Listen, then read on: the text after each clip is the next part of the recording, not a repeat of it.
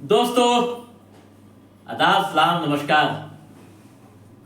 सारे जहां से अच्छा हिंदुस्तां हमारा, हम बुलबुलें हैं इसकी ये गुलसितां हमारा।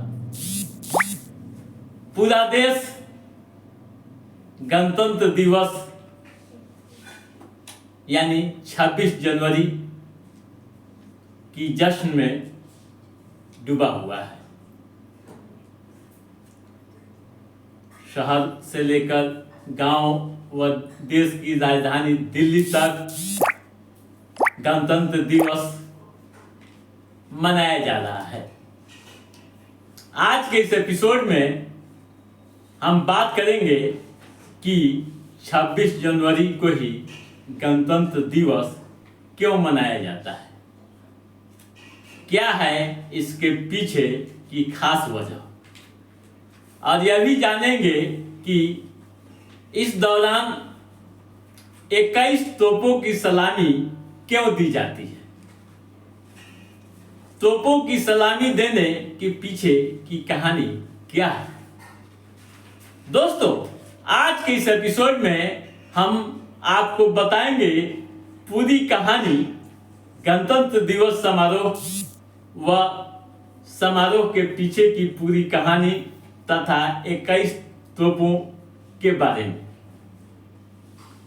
भारत के इतिहास में 26 जनवरी यानी गणतंत्र दिवस एक महत्वपूर्ण पड़ाव है। इस साल 2025 में भारत 76वां गणतंत्र दिवस मना रहा है। देशवासियों में देश के लिए अपार प्रेम है, लेकिन क्या देश की एक बड़ी आबादी यह जानती है कि गणतंत्र दिवस 26 जनवरी को ही क्यों मनाया जाता है। गणतंत्र दिवस इसलिए मनाया जाता है कि इस दिन हमारे देश का संविधान लागू हुआ था। आपको मालूम है कि भारतीय संविधान को बनाने में 2 साल 11 महीने व 18 दिन लगे थे। दोस्तों बात 26 जनवरी 1930 की है, जब भारतीय राष्ट्रीय कांग्रेस ने पूर्ण स्वराज का ऐलान किया था। इस दिन को देश भर में स्वतंत्रता दिवस के रूप में मनाया गया था। आजादी के बाद संविधान सभा ने देश के लिए संविधान बनाने का काम शुरू किया। संविधान को 26 नवंबर 1949 को अपनाया गया था। फिर इसके बाद 26 जनवरी 1950 को पूरे देश में लागू किया गया। संविधान लागू के बाद भारत ने ब्रिटिश शासन से खुद को मुक्त किया और एक नए युग की शुरुआत हुई। दोस्तों अब क्योंकि देश ने 1930 को पूर्ण स्वराज की घोषणा कर दी थी, यही कारण है कि 26 जनवरी को गणतंत्र दिवस के रूप में मनाया जाता है। खास परेड दी जाती है। इस दौरान 21 तोपों की सलामी दी जाती है। 21 तोपों की सलामी के पीछे की भी एक अलग कहानी है।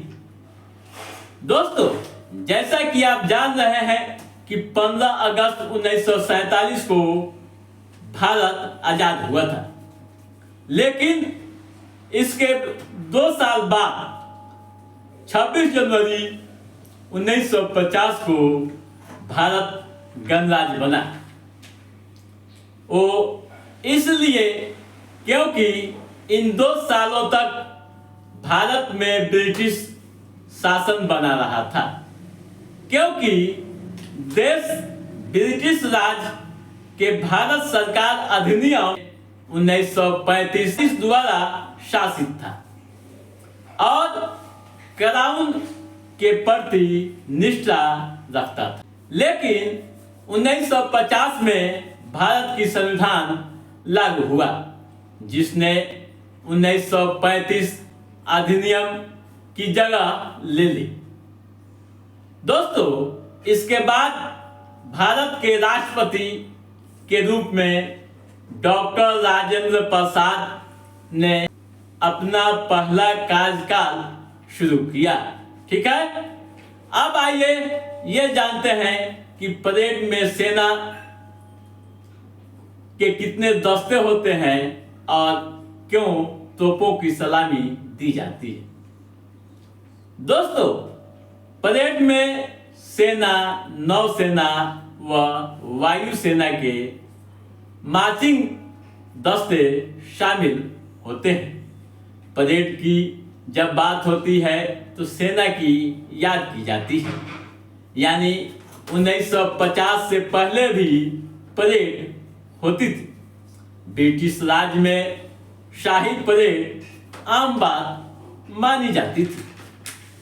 आज़ादी के बाद भारत सरकार ने इसे जारी रखने का फैसला लिया था और 1950 से लेकर अब तक गणतंत्र दिवस समारोह नई दिल्ली में एक सैन्य परेड आयोजित कर रहा है।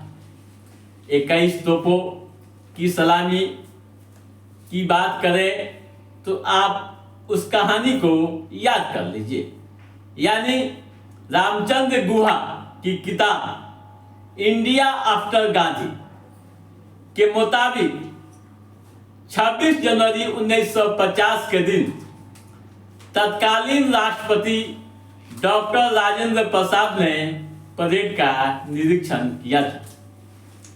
इसके बाद ईस्ट स्टैंड के पीछे तैनात आर्टिलरी 3 राउंड में तोपों को फायर किया था। 21 तोपों की सलामी को 52 सेकंड में पूरा किया जाता है और ये 3 राउंड हर 2.25 यानी 2.25 सेकंड में फायर कर दिए जाते हैं। ये फायर देश के आजाद होने की खुशी के रूप में किया जाता है। फायर करने के लिए 52 सेकंड का समय इसलिए लिया जाता है क्योंकि राष्ट्रगान जन गण मन को पूरा करने में 52 सेकंड लगते हैं।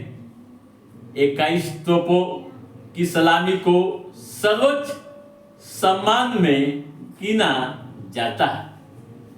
तो साथियों, आप समझ गए होंगे पूरी कहानी कि क्यों 26 जनवरी को ही गणतंत्र दिवस मनाया जाता है और 21 तोपों की सलामी दिए जाने के पीछे क्या खास वजह है।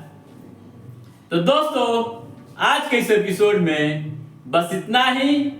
कैसा रहा हमारा एपिसोड आप लाइक और कमेंट करके हमें जरूर बताइएगा। यदि आपने हमारे चैनल को सब्सक्राइब नहीं किया है तो सब्सक्राइब भी कीजिएगा, ताकि इस तरह की महत्वपूर्ण जानकारियों संबंधित जो भी अपडेट है उससे हम समय समय पर आपके बीच पहुंचाते रहेंगे। तब तक आप अपने दोस्त को दीजिए इजाजत।